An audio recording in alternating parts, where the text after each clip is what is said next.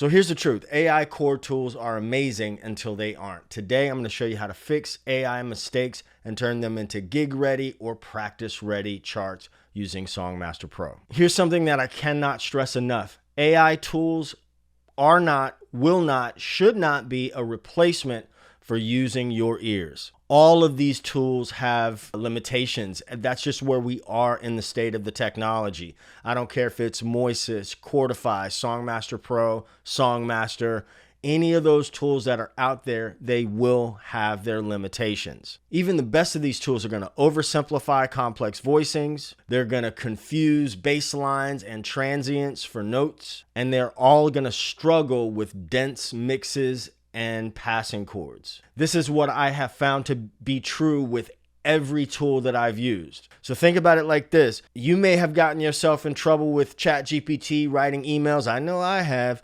Listen, they're tools. I'm going to say that a lot.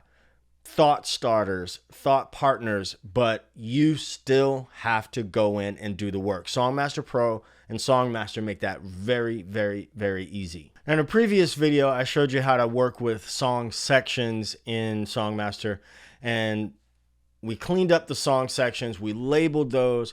Now we're going to work with the chords. This song is Used to Be My Girl by the OJs. Now, you can see right away that there's a lot of information that just isn't accurate in terms of the chords. This song has 3 chords in it, right? So what's happening is, again, the AI has limitations. It picks up different transients and different things like that. That's just what it is. But I'm going to use my ears and edit these chords, and I'm going to show you just how easy that is. Now, again, this song only has 3 chords, and I'm pretty familiar with the song. You're probably familiar with the song. What I can play here is going to be limited for copyright purposes on YouTube. But the first thing I'm going to do, just to keep it simple, is I'm going to go to the chord track and I'm going to delete all markers. You don't have to do this. I'm doing this just for demonstration purposes. And now what we see is this entire thing says C major.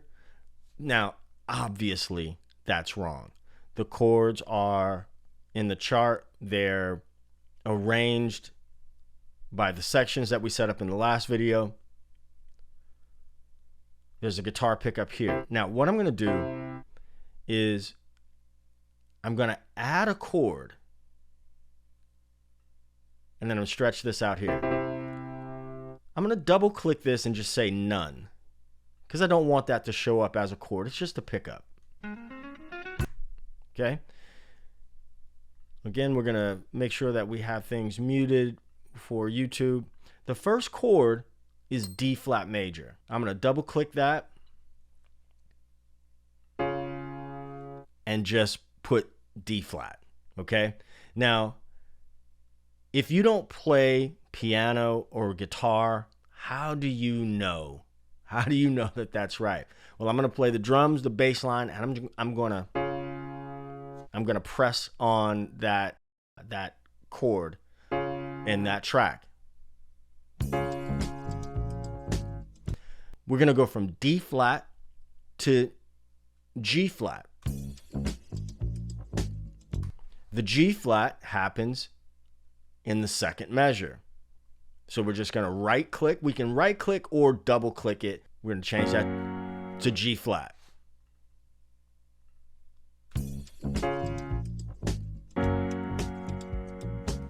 And it's a 2-bar groove. Essentially, it is a 2-bar groove. So I'm going to go on and add chord here. There's a couple things I can do. I can double click this and copy and then replace. Sorry, I can paste right here.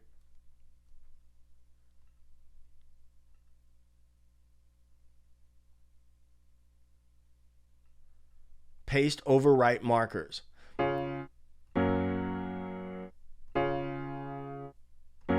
So there I have that 2 measure groove just repeated.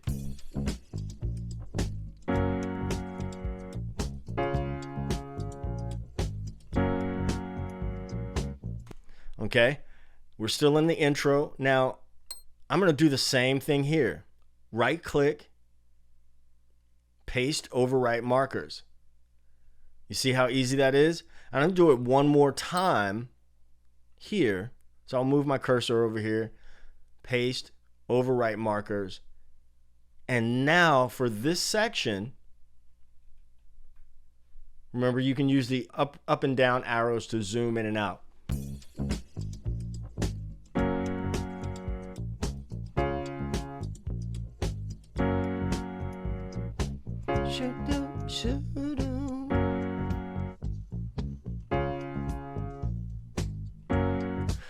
Now, the verse is going to be the same. What's the benefit of doing this?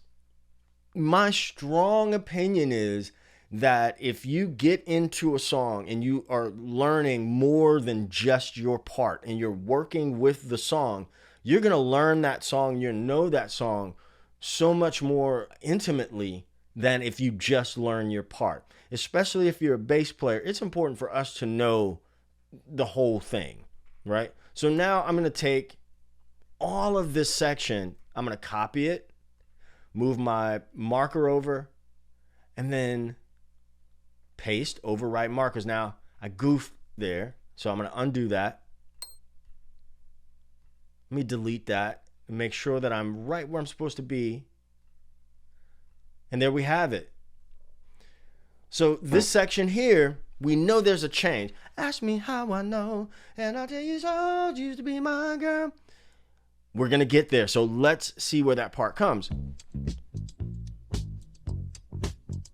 It's going to be right around here. Ask me how I know, and tell you. We're still on that that G flat there, so we're going to delete the D flat. And here we're going to go to A flat. So I'm just double click that and then A flat. Right now I'm only editing the triads. If, let's say I wanted to make that an A dominant 7, I would double click, go into the chord editor. It's not a dominant 7, but if it were, this is another thing, just while I'm here, to be honest with you, you could really use something like this. Again, if you don't play keyboards, you can listen. You can listen to the chord type. So check this out. Watch this.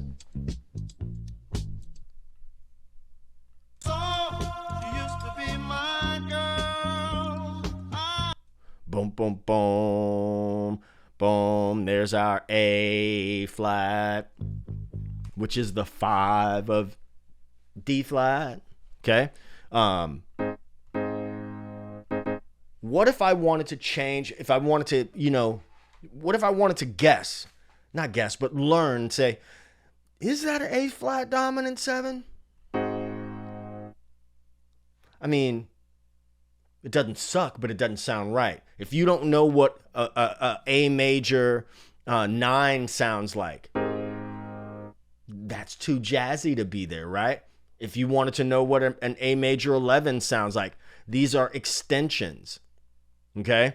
So for instance, in your major tonality, starting here, you got everything from just a major triad, a major 7, which sounds more jazzy, the dominant 7, which sounds bluesy, and then the 6, right? A flat 6, that has its own flavor.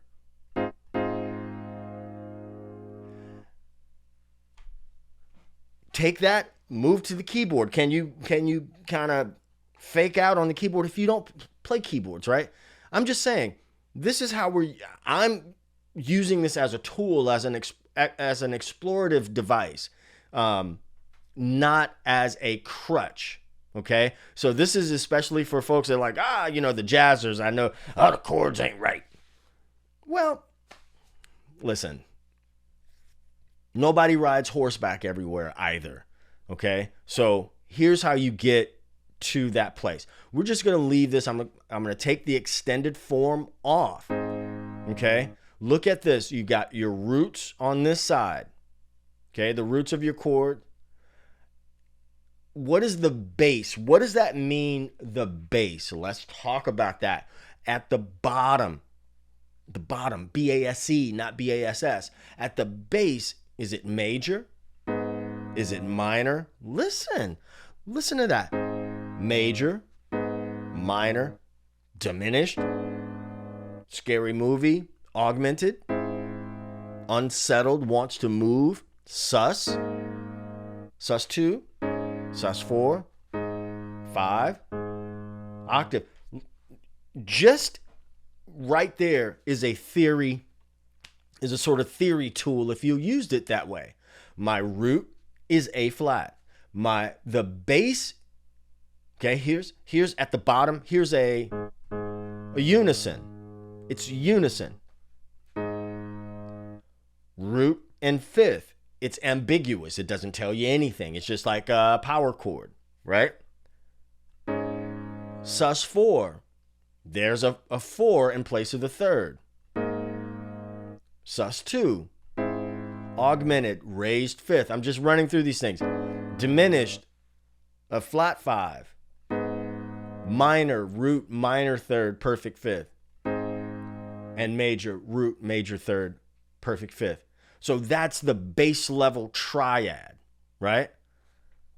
And then we have the extensions, the extended forms over here, right? So there's all these things you can add your own extensions here. Okay? Now I know that was a long deep dive, but I think very important because it shows you how powerful this tool is and what separates it from other things as far as making it a learning tool, right? The bass note. So what are the notes of A flat? Of course, we're not going to change this way, but what are the notes of an A flat major triad? They're A flat, C, and E flat. But what if I wanted to put the E flat on the bottom? You notice that? What if I wanted to put the C on the bottom? Changes the flavor of that though, right? I'm not doing any of that stuff because, it's a soul pop tune. You get my point. So let's take that off. There we have the meat and potatoes of this tune, right? I've done the work on the intro and the verse. This verse too, guess what? It sounds exactly like the first verse. So what would I do? I just Command C, and I'm going to come here. Just for grins, I'm going to delete this and paste over markers. Now I have the same thing.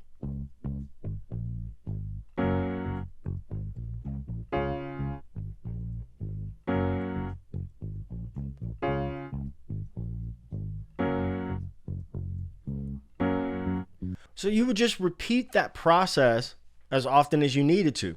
Now, and when we go to the sheet tab, now here's our chord chart that's taking shape with the new chords. So just for grins, I went over to Chordify. I think Chordify is cool. I've used Chordify before as well, and I think it does pretty good.